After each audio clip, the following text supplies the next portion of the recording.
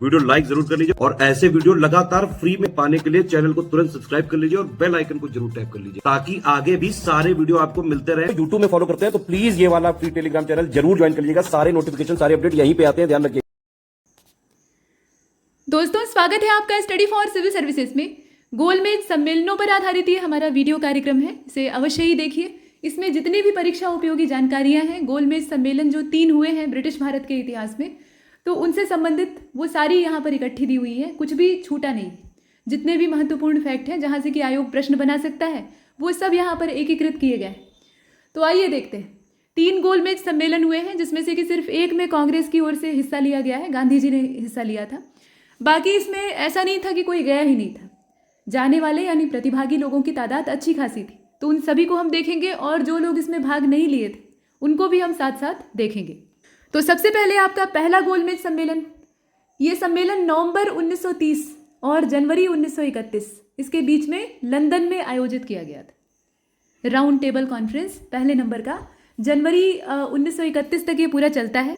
अगर हम बात करें इन गोलमेज सम्मेलनों की पृष्ठभूमि की, तो आप पीछे सुनते हैं कि माउंटेग्यू चेम्सफोर्ड रिफॉर्म यानी भारत शासन अधिनियम 1919 वो अस्तित्व में आता है, क्रियान्वित होता है। उसके हिसाब से कामकाज अंग्रेजों के चलते हैं। उसे एक सुधार का नाम दिया जाता है कि ये एक सुधार लाने के लिए, मतलब जो शासन व्यवस्था है, जो राजनीतिगत ढांचा है, उसे सुधारने के उद्देश्य से लाया गया। उसके बाद उत्तरदायी शासन और तमाम हमारी जो मांगे थी उनको आधार बना के एक जांच आयोग लगभग 10 साल से पहले ही गठित किया जाता है, और साइमन कमीशन को आप सभी जानते हैं। तो 7 सदस्यीय आयोग था, सर जॉन साइमन अध्यक्ष थे। वो बातें यहाँ दोहराने की आवश्यकता नहीं, सिर्फ संदर्भ लिया जा रहा है। बाकी आप मॉडर्न इंडियन हिस्ट्री में विस्तार से उस चीज़ को पढ़ते हैं। तो साइमन कमीशन के विरोध की असल वजह ये थी कि मामला हम भारतीयों का था, हम भारतीयों के शासन और हमारे उत्तरदायित्व का था, और उसमें निर्णय लेने का अधिकार पूरी तरह से यूरोपियों के पाले में रखा गया था, और ये विरोध का सबसे बड़ा कारण था। तो साइमन कमीशन पूरे भारत की यात्रा करता है, अपने गठन के बाद आता है भारत और घूमता है यहाँ चारों तरफ। जहाँ जहाँ जाता है वहाँ इसे गालियाँ सुनने के लिए मिलती हैं, मतलब विरोध का सामना करना पड़ता है। लेकिन उसके बावजूद ये घूम घाम कर पूरे भारत का जायजा लेकर पहुँचता है वापस अपने देश यानी इंग्लैंड, और वहाँ पर अपनी रिपोर्ट को सबमिट करता है। जैसे हर आयोग का गठन होता है तो वो अपनी रिकमेंडेशन देता है पूरी समीक्षा के बाद, तो वही साइमन आयोग ने भी किया। तो साइमन कमीशन की जो रिपोर्ट सौंपी गई, उन सारी रिकमेंडेशनों पर चर्चा के लिए, उन सारी अनुशंसाओं पर बहस के लिए ये 3 बैठकें बुलाई गई, और इन्हीं 3 बैठकों को नाम दिया गया गोलमेज सम्मेलन यानी राउंड टेबल कॉन्फ्रेंस। तो पहले वाली की तारीख आप देख रहे हैं, ये नवंबर 1930 से लेकर जनवरी 1931 के बीच में हुई थी। इसमें भाग नहीं लेने वाले जो लोग हैं, उसमें सबसे पहले नाम आता है भारतीय राष्ट्रीय कांग्रेस का। कांग्रेस की ओर से कोई नहीं गया था, और कुछ व्यापारिक नेता भी इसमें हिस्सा नहीं लिए थे, ठीक है। लेकिन इस सम्मेलन में भारतीयों के कई सारे और जो समूह हैं उनका प्रतिनिधित्व था। तो जिन समूहों ने यहाँ पर लीड किया था, जो समूह यहाँ पर भाग लेने गए थे, उनके नाम हम नीचे देखेंगे। तो प्रतिभागियों की तादाद आप लिस्ट देख रहे हैं, बहुत अच्छी खासी। तो इसमें मतलब जो पहला गोलमेज सम्मेलन था, इसमें भाग लेने वाले हैं भारतीय रजवाड़े, राजा महाराजे। उसके अलावा मुस्लिम लीग के सदस्य यहाँ पर गए हुए थे, जस्टिस पार्टी के लोग गए थे, हिंदू महासभा भी शामिल हुई थी, महिलाएं शामिल हुई थी, दलित वर्ग शामिल हुआ था, सिख, पारसी, भारतीय ईसाई लोग, एंग्लो इंडियंस, और कई सारे जो दल थे या क्षेत्र थे, समुदाय थे, उनके नेता इसमें हिस्सा लिए थे।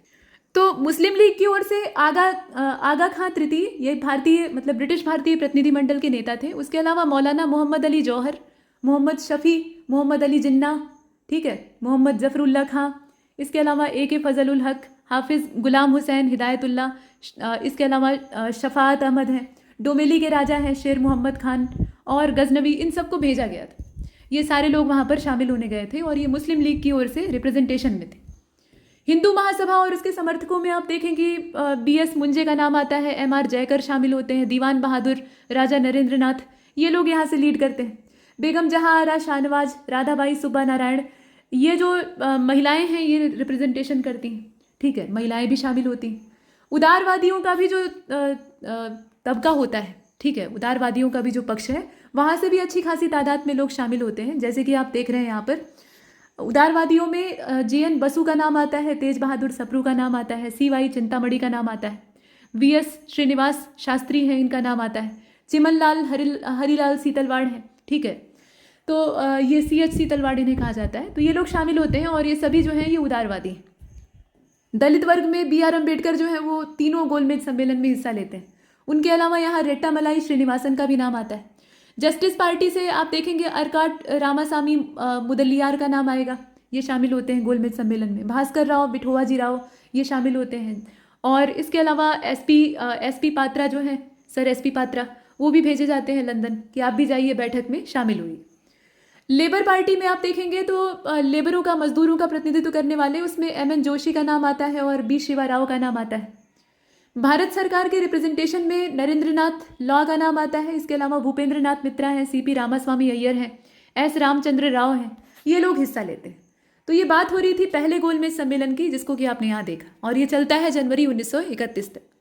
उसके बाद दूसरा गोलमेज सम्मेलन जो कि शुरू हुआ था 7 सितंबर 1931 से, और फिर ये चला 1 दिसंबर 1931 तक। ठीक, तो इसमें आप जानते ही हैं कि लाख समझाने के बाद तब गांधी जी जो है वो तैयार होते हैं कि इसमें हिस्सा लिया जाएगा। तो कांग्रेस की ओर से गांधी जी जाते हैं और वो एकमात्र इसमें प्रतिनिधि बनते हैं। ठीक, और ए रंगास्वामी अयंगर, मदन मोहन मालवीय, ये लोग भी इसमें शामिल होते हैं। यहाँ आप देख रहे हैं कांग्रेस के अलावा बड़ी संख्या में भारतीय प्रतिभागी, जैसे कि पिछले गोलमेज सम्मेलन में आपने देखा, तो वैसे ही यहाँ भी बड़ी तादाद में लोग हिस्सा लेते हैं। और इसमें वही प्रिंसली स्टेट है यानी रजवाड़े हैं, हिंदू समूह हैं, उदारवादी लोग हैं, जस्टिस पार्टी के लोग हैं, हिंदू महासभा, दलित वर्ग, सिख, पारसी, भारतीय, ईसाई, महिलाएं, ये सब जैसे पीछे वाले में था वैसे इसमें भी शामिल होते हैं।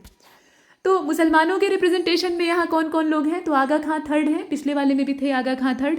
उसके अलावा लगभग वही सारे नाम आपको दिखाई देंगे। मौलाना शौकत अली हैं, मोहम्मद अली जिन्ना हैं, फजल उल हक हैं, मोहम्मद इकबाल हैं, मोहम्मद शफ़ी हैं, जफरुल्ला खां हैं, सैयद अली इमाम हैं, मौलवी मोहम्मद शफ़ी दाऊदी हैं, डोमेली के राजा हैं शेर मोहम्मद खान, हाफिज़ हिदायत हुसैन हैं, गजनवी साहब हैं, पातशाह साहिब बहादुर हैं, इसके अलावा शफाअत अहमद खान हैं, जमाल मोहम्मद हैं, मेहर शाह हैं। तो ये सारे नाम हैं, ना भी पूरे नाम याद हो तो शुरुआती कुछ बड़े बड़े जो हैं उनको याद कर लीजिएगा। तो ये लोग मुसलमानों के रिप्रेजेंटेशन में जाते हैं। हिंदुओं की ओर से एम.आर. जयकर, बी.एस. मुंजे, ये लोग तो है ही हैं। उसके अलावा नरेंद्र नाथ जी जो कि राजे हैं, ठीक है, दीवान बहादुर, तो ये इसमें शामिल होते हैं। इसके बाद सम्मेलन में उदारवादियों का जो दल रहता है, तबका रहता है, उसमें जे.एन. बसु का नाम आता है। जे.एन. बसु के अलावा सी.वाई. चिंतामणि इसमें शामिल हैं, तेज बहादुर सप्रू हैं, चिमन लाल सीतलवाड़ इसमें शामिल हैं, और श्रीनिवास शास्त्री भी हैं। जस्टिस पार्टी में बोबिले के राजा हैं, अरकोट के रामासामी मुदलियार, ये पिछले वाले में भी गए थे, इस वाले में भी हैं, और ए.पी. पात्रो या पात्रा, भास्कर राव बिठोजी राव जाधव, ये भी शामिल होते हैं। दलित वर्गों का जो रिप्रेजेंटेशन देते हैं इसमें बी.आर. अम्बेडकर तो वही हैं, और दूसरे रेटामलाई श्रीनिवासन हैं, ये 2 जने यहाँ पर शामिल हैं।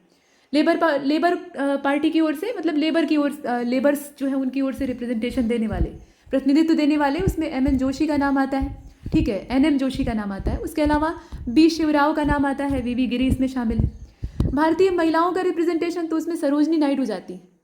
इसके अलावा बेगम जहां आरा, शाहनवाज और राधाबाई सुबरायण, ये लोग इसमें शामिल होते हैं। भारत सरकार का रिप्रेजेंटेशन करने वाले, इसमें रिप्रेजेंट करने वाले भारत सरकार को सीपी रामास्वामी अय्यर हैं। उसके अलावा नरेंद्रनाथ लॉ हैं, एम. रामचंद्र राव हैं। बर्मा, सिंध, असम, मध्य प्रांत और NWFP के जो नेशनल फ्रंटियर प्रोविंस जो है उसके जो रिप्रेजेंटेटिव हैं वो भी इसमें हिस्सा लेते हैं, ठीक है, वहाँ से भी रिप्रेजेंटेशन रहता है, वहाँ से भी प्रतिनिधिमंडल जो है वो इसमें शामिल होता है। तो बड़ी तादाद में भारत से लोग जाते हैं, आप देख रहे हैं। और इस बार इसमें कांग्रेस भी हिस्सा लेती है, ठीक है। गांधी इरविन समझौता होता है, जो उस समय वायसराय रहते हैं लॉर्ड इरविन, उनके साथ गांधी जी का समझौता, और उसी में ये तय होता है कि भाई आप अपना जो सविनय अवज्ञा चला रहे हैं उसको ख़त्म कर देंगे और गोलमेज सम्मेलन में हिस्सा लेंगे। इधर से जो गांधी जी की तरफ से मांगे रखी जाती हैं उसमें से कुछ सरकार मानती है। तो ये सब आपने देखा। इसके बाद अब तीसरा वाला है, और तीसरा वाला जो गोलमेज सम्मेलन है और दूसरे वाले में गांधी जी जाते हैं, उनको निराशा हाथ लगती है, खासतौर पर दलितों वाले मुद्दे पर एक राय बनी नहीं पाती। तो वहाँ से ये खाली हाथ लौटते हैं और कहते हैं कि जाना वहाँ सबसे बड़ी भूल थी मेरी। खैर, अब ये वापस अपना सविनय अवज्ञा वाला प्रोग्राम स्टार्ट करते हैं, और यहाँ होता है तीसरा गोलमेज सम्मेलन, और ये तो तीसरा वाला गोलमेज सम्मेलन है, ये 1932 में हुआ था, ठीक है। और 17 नवंबर से लेकर ये 1932 में 24 दिसंबर तक चला था। इसमें न भाग लेने वालों में भारतीय राष्ट्रीय कांग्रेस और गांधी जी हैं, और उसके अलावा कई सारे भारतीय नेता जो हैं वो इसमें हिस्सा नहीं लेते हैं। यूनाइटेड किंगडम की लेबर पार्टी ने भी भाग न लेने का फैसला लिया, ये ध्यान दीजिएगा। मतलब वहाँ की जो लेबर पार्टी है वो भी इसमें हिस्सा लेने से मना कर देती है। तो अब हिस्सा लेता कौन है, तो इसमें भारतीय राज्यों के जो प्रतिनिधि हैं उसमें अकबर हैदरी का नाम आता है, ये हैदराबाद के दीवान थे। मिर्जा इस्माइल, ये मैसूर के दीवान है। वी.टी. कृष्णमाचारी बड़ौदा के दीवान है। जम्मू कश्मीर से वजाहत हुसैन, सुखदेव प्रसाद उदयपुर, जयपुर और जोधपुर की ओर से। इसी प्रकार से जे सुरवे कोल्हापुर से, अवध नारायण राजा अवध नारायण बिसारिया इनका नाम है, ये भोपाल से। मनुभाई मेहता बीकानेर से, ठीक है। और नवाब लियाकत, यहाँ देखें, नवाब लियाकत हयात खान, ये पटियाला से। फतेह नसीब खान अलवर राज्य से। और रशब्रुक विलियम्स, ये नवानगर से। सरीला के राजा जो हैं ये आप देख रहे हैं कि शामिल होते हैं। तो ये सारे गोलमेज सम्मेलन में शामिल होने वाले रिप्रेजेंटेटिव हैं जो कि भारतीय राज्यों से जाते हैं।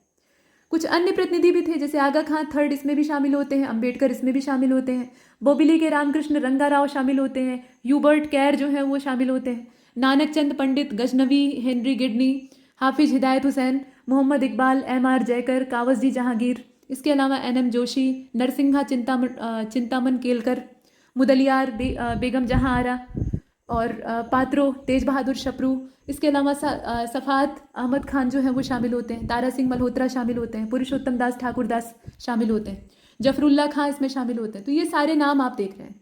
ये कुछ और रिप्रेजेंटेटिव हैं जो कि वहाँ पर थर्ड गोलमेज सम्मेलन है, जो तीसरा वाला सम्मेलन था, उसमें हिस्सा लेते हैं।